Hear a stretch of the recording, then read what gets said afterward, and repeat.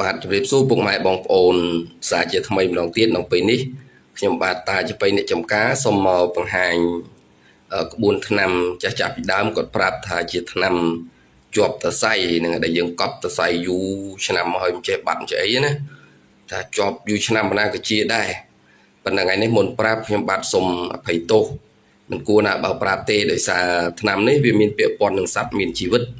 ចឹងហើយកែលូមានអំពើបាបកម្មកើតឡើងអញ្ចឹងខ្ញុំគាត់ប្រាប់ទេបងប្អូនយកទៅធ្វើមិនធ្វើជារឿងបងប្អូនណា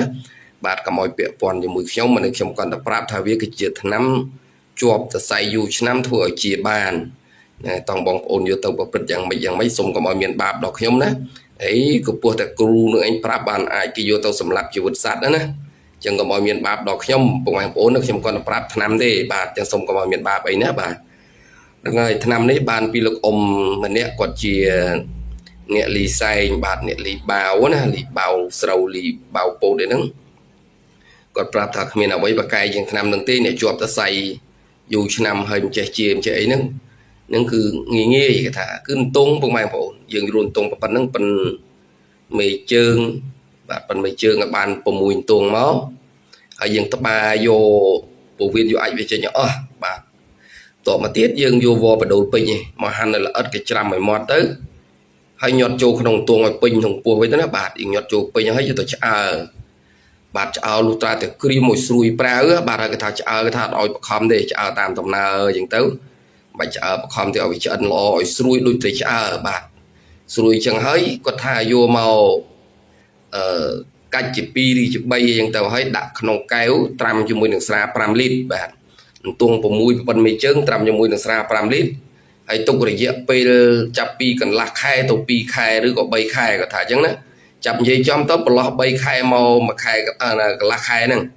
ពី15ថ្ងៃទៅដល់ប្រឡោះ3ខែហ្នឹងបើរឹតតែយូរកណ្ណាគាត់ថារឹតតែល្អកណ្ដឹងណាបាទហើយយើងហូបមកបាទគ្រប់3ខែហើយឬក៏គ្រប់កន្លះខែហើយអញ្ចឹងបើយើងបញ្ញាប់កន្លះខែអីហូបបានហើយប៉ុន្តែថាបើកន្លះខែយើងឲ្យអាសាបើគោបាទមួយថ្ងៃបើគោម្ដងមួយថ្ងៃគោម្ដងទៅឲ្យថ្នាំវាចេញណាបាទហើយហូបមួយថ្ងៃ3ដងបាទដបទឹកសុទ្ធមានដបទឹកសុទ្ធប្រាប់គាត់ប្រាប់រង្វល់គាត់ដបទឹកសុទ្ធដូចខ្ញុំដែរបាទយើងនេះបើអ្នកជាហូបយើងដាក់3កាំនេះទៅបាទ3កាំបើថាអ្នកជាហូប2កាំបាទរកពីគូតមក1 2បាទ2កាំយើងកាត់នឹងប៉ាត់មកហូបមួយថ្ងៃ3ដងព្រឹកមុនបាយម្ដងថ្ងៃម្ដងល្ងាចមុនបាយម្ដងបាទតែហូបតែប៉ុណ្្នឹងទៅអស់តែស្រា5លីត្រហ្នឹងអាកប់តសៃយូរឆ្នាំមកគឺជាសះស្បើយតែម្ដងបាទអញ្ចឹងថ្នាំនេះគាត់ថាគាត់ដូនតាគាត់ប្រាប់មកហើយអ្នកលីសែងជាប់តសៃលីបាវលីអីហ្នឹងតែជាប់តសៃទៅខាន់លីបាវធ្វើតែនឹងហូបគឺជាបាទអញ្ចឹងខ្ញុំមកយកប្រាប់បងប្អូនបាទបងប្អូនចេះដឹង